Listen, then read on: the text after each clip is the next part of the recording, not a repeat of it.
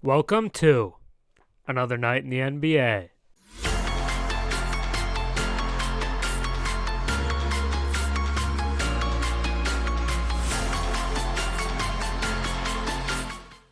This is your 10-minute recap of the last night of NBA hoops.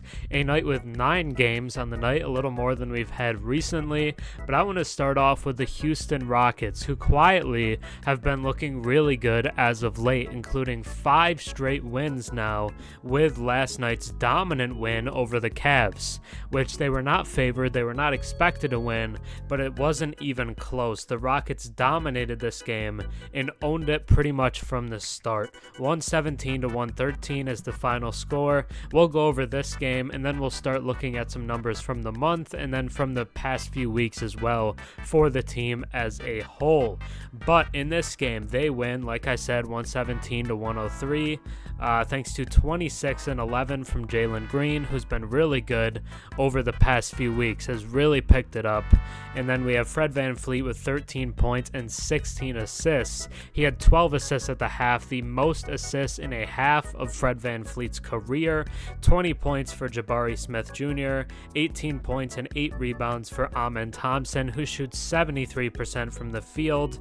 Was just super impressive. Dylan Brooks with 12 points, and it's well balanced, and this new group of starters seems to be meshing really well together, which is huge for the team moving forward, as a lot of the guys here are young. It's Jalen, it's Amen, it's Jabari. Yes, VanVleet and Brooks are there, but the other 3 guys feel like the drivers of this recent success, and it's paying off. Like I said, 5 straight wins. They're just 3 games back of the final play-in spot. I think it's 3.5 because the Warriors won last night, but the Rockets have won 5 straight and are kind of threatening to steal a final play-in spot from either the Warriors or the Lakers, which people wouldn't have expected just a couple of weeks ago that it could be a real possibility. But now let's get into some more general Rockets stuff. A lot of it coming from Bordeaux NBA, who's one of the best follows on Twitter, by the way, is a great place for Rockets information and stats and stuff. But the Rockets are now 7-1 in the month of March, which is the most wins in the NBA this month. They've looked really good. Alperen Sengun has been out for the last 3 and will likely be out for a somewhat significant amount of time, if not the rest of the season. But the Rockets are still thriving regardless. Let's look at some other stuff here. Yes, there are 3.5 games back of the Warriors for that last spot, and Amen Thompson has looked really good as of late as well. But let's talk about their starting lineup, because according to Bordeaux, the Rockets' new starting lineup has a 14.8 net rating, which ranks in the 99th percentile of lineups in the NBA this season, and then they have been averaging 136 points per 100 possessions, which ranks in the 100th percentile, which means it's the best in the league this season. It's just super impressive stuff. The starting lineup since Sengun went down of Amen Thompson, Jalen Green, Dylan Brooks, Jabari Smith Jr., and Fred VanVleet has just been super impressive. They're not even really playing a center in that lineup. It's kind of Jabari Smith as like a small ball center, but he can rebound the ball so well that it doesn't really matter. You have VanVleet and Amen who can both create for others, but Amen and Jabari, and especially Jalen, can all really score the ball as well, which is super, super cool. And it's actually really well balanced. And the Rockets' next 4 games after this 5-game winning streak are the Wizards, the Bulls, the Jazz, and the Blazers. So there's a real chance that this winning streak could extend from 5 games to 9 games, and by that point you could be within a game of that last play-in spot, and they can really push for this hard if they're interested in getting there. They'll have the ability to get there, and they have the talent to do so as well. The backcourt of the future of Amen and Jalen Green looks really, really promising. Both of the guys have really picked it up since the All-Star break, and Sengun is already an All-Star level center at just 21 years old, I believe. So the future of this Rockets team is insanely bright, but they're also playing well right now, which is huge and super fun to watch. Because of how athletic they are, it's one of the most fun teams in the league. So if you get a chance, watch some Rockets games. But now let's move on to some other action from around the NBA. So, in other action around the NBA, we did have 8 other games on the night. Like I said, 9 games in total, including the Rockets game that we just talked about. But let's go through each of the other games and just try to get an idea of what happened on this night of NBA hoops. We can start off with the Pelicans versus the Blazers, and the Pelicans continue to be really hot since the break. They win this one easily, 126-107, 30 points and 6 made threes for CJ McCollum, 26 and 10 for Zion, 22 for Ingram, and 20 for Trey Murphy. Super balanced attack for the Pelicans in this one, and they just continue to look really well balanced in a lot of areas. The Blazers do get 28 points from Delano Banton, as well as 20 and 8 from DeAndre Ayton, who still looks really impressive over the past couple weeks. Then we move to Sixers versus Hornets, and the Sixers, despite their recent struggles, aren't bad enough to lose to the Hornets, and they take it 109 to 98, an 11-point win for the Sixers. Bad at numbers right now. What are we doing? But the Sixers get 30 points from Tyrese Maxey, 22 from Kelly Oubre. Unfortunately, Kai Jones does not play. He's on a 10-day contract, finally got back into the league, and people were hoping for a little revenge against the Hornets, but he does not get in this one. So you'll have to hope to see him in the next game. 21 points for Trey Mann, but the Hornets do fall short. The Pacers get a win at home against the Brooklyn Nets, 121-100, 28 points from Pascal Siakam, 14 for Tyrese Halliburton. I don't know if a lot of people are saying it, but Tyrese over the past couple months, basically since he first had that hamstring injury, has just not looked the same. Tyrese has not been the same player over the past couple months that he was the first couple months of the season, where he looked like a superstar, a borderline top 10 player. Since that, he just hasn't been all that good, honestly. A lot of nights he's inefficient, the scoring isn't there, the passing is still pretty much always there, but Siakam looks like the best guy in the Pacers right now, and he did again in this one. They only shoot 20% from 3, but they do end up winning it, which is a good sign for Indiana. For a team that's so offense reliant, to get a win where the other team only scores 100 is really impressive for Indiana. They turned the Nets over 20 times, and that is the big catalyst for the win. 22 points for Cam Thomas in the loss for Brooklyn. The Thunder take down the Grizzlies, the revamped Grizzlies, 118-112. Jaren Jackson Jr. is back, Desmond Bane is back, so they have more of a collection of guys, but the Thunder still hold them off on the road, winning by 6. 22-11 for Chet Holmgren, 23 for Jalen Williams, 20 points for Shai Gilgeous-Alexander, a little subpar scoring night for him, but shoots 50% from the field. Shai wasn't bad, it was just Chet and J-Dub were also pouring it on, so he could cool it off a little bit. And then the Grizzlies get 19 from Jaren Jackson Jr., 22 from Desmond Bane, and 19 from the Rook, G.G. Jackson, and keep it close but do lose to OKC. The Bulls run away with one, taking down the Wizards 127-98. No Kobe White for them because of that hip injury. No Tyus Jones for the Wizards, and they just couldn't create anything without their point guard. 34 for Ayo Dosunmu, 29 for Nikola Vucevic. DeMar DeRozan didn't play all that well, 13 points on 42% shooting, but because of how well Ayo and Vooch played, they could easily still get the win. The Wizards led in scoring by Corey Kispert with 16. Yikes. Then we move to Timberwolves versus Jazz. Minnesota wins it 119-100. A close game for most of it, but the Timberwolves pull away in the fourth quarter. 31 for Anthony Edwards, and then both Conley and Naz Reid go over 20 points. 2 games left. The Knicks take down the Kings in Sacramento. I did correctly predict that upset win, so props to me, I guess, but the Knicks win it. They are now 15-2 with OG Anunoby on the roster when he's playing.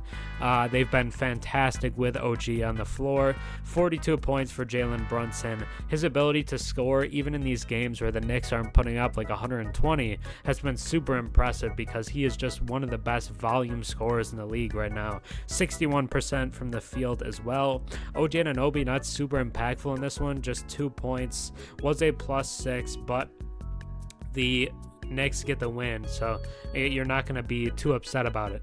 20 for De'Aaron Fox, 21 and 14 for Domantas Sabonis, but the Kings fall short. The Knicks defense right now, by the way, looks phenomenal. They hold the Kings to 91, a very high-flying offense, and they held the Sixers to below 80 points in the 2 games before this. So the Knicks defense right now firing on all cylinders. The increase in NBA physicality is going to help the Knicks a lot more than some other teams, and they're taking advantage. Then in the last game of the night, we have Warriors versus Lakers, Steph versus LeBron. There's a 3-pointer that they take away because LeBron was supposedly out. It looked like his foot was above the line, and because of that, the Warriors, that's pretty much why the Warriors win, but they do win it. 31 for Steph Curry, 6 rebounds, 5 assists as well. 26 for Klay Thompson, 23 for Jonathan Kuminga. The Lakers do get 48 and 9 from LeBron James, but an absolute stinker from Anthony Davis, who did, it's not technically a stinker, he left with an injury.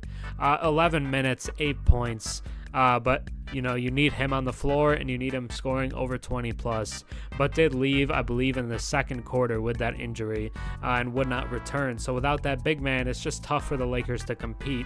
They did end up playing Jackson Hayes 28 minutes, 7 points and 12 rebounds for Hayes. But outside of LeBron and D'Lo, not a lot of performing guys on the Lakers. But that'll do it for this night in the NBA, another night in the NBA. Now let's move on to the next segment. This is the Moneyline Hotline, the place that keeps your bets from going cold. More big hits as of late as we continue the best bets of the day with a big parlay hit yesterday. Pacers over Nets, Bulls over Wizards, Thunder over Grizzlies, and Wolves over Jazz all hit at plus 132, over double your money. I know I said Cavs versus Rockets was the best solo bet of the day, but I told you I was going to take the parlay as my bet, and I did, and it hit. So I'm putting it in the best bets. I don't care. It's my show. I'm going to do that. So the ladder continues, and today I'm going to go Nuggets and Heat. The Nuggets are playing the Mavs. Luka Doncic is questionable. I wouldn't be surprised at all if he was out, but even if he plays, the Nuggets are the superior team and are the hottest team in the league right now, and the Heat are playing the Pistons for the second straight time. If the Heat are serious about getting into the playoffs, then they need to beat this Pistons team. They need all the wins they can get to avoid the play-in, and beating the Pistons is a big part of that. So plus 127, and you could turn your 86 into 197.17. We're getting pretty big here off the $10 start on the 5th day. In just 4 days, I've turned 25 into 188. So we're really moving right now. I'm going to start changing it to make it a little more safer in terms of what I'm betting, but we're doing really good in terms of best bets right now. In terms of the bets that I'm telling you to take, we are thriving. So if you are looking for safe bets, this is the place. Then we move to the model predictions for today, March 17th. The best bet to me is that little parlay. Like I told you, Nuggets +2 over the Mavs. It is a borderline flip game, but to me, I don't think it really is. And then the Heat +4.6 over the Pistons is a standard game, close to a clear favorite, but Jimmy Butler is questionable. Even if he's out, the Heat would still be favored. And for the Nuggets, they would be like +8.6, I believe, if Luka is out, and then they would be a super favorite. So the Nuggets could be really good value right now because Luka, there's a pretty solid chance he's out. But again, even if he's not, they'll still win. Parlay +127, turn 10 to 22.70. The underdog hit yesterday. It was Knicks over Kings. That one cashed. And today we're looking at Nets +2.9 over the Spurs.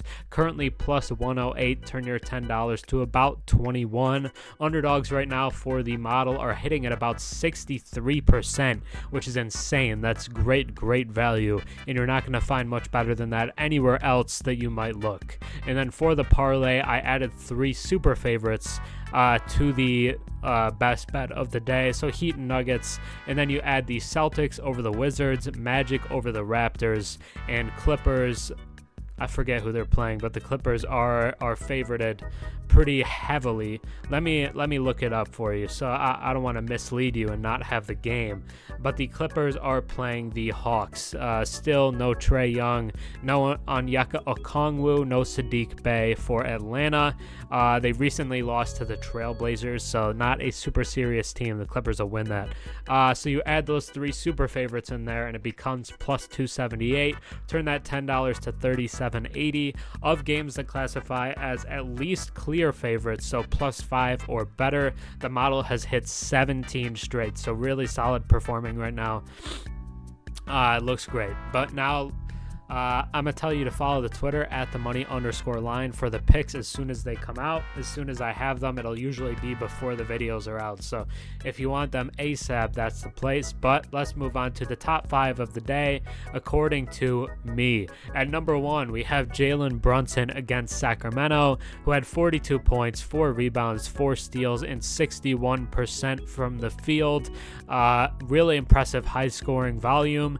But on top of that, the Knicks win, which is why he's above LeBron. LeBron, you could argue, had a better all-around game, but the Lakers do lose, so I prop him in at number 2. 40 points, 8 rebounds, 9 assists, and 65% from the field for the King. Just doesn't seem to be aging. Super impressive. 31 for Anthony Edwards to go along with 10 rebounds, 5 assists, and 71% from the field in their win over the Utah Jazz. No Towns or Gobert, and Anthony Edwards propels them to a win. Ayo Dosunmu coming in at number 4 with 34 points, 9 assists, 64% from the field, and a massive plus 22 in their win over the Wizards. And then CJ McCollum rounds out the top 5 with 30 points, 8 rebounds, 6 made threes, and a 75% true shooting. But now let's get into the top play of the day, which is this one. A Tyrese Halliburton lob to Obi Toppin, who throws it in backwards. A super fun play for the Indiana Pacers. A lot of Halliburton to Toppin lobs this season. But again, no viewer submitted questions. I forgot to put the post up again, so we'll get that tomorrow. It'll be up. We'll get there back eventually. But for now, no viewer submitted questions, so that'll do it for today. I hope you love the daily recaps. I love making them, but that'll be it for me. So think about subscribing. I'm on the road to 13,000 subscribers, about 150 away. So if you enjoy the recaps, think about sticking around, watching some more of them. But that's it for me. So have a good one, guys. Peace.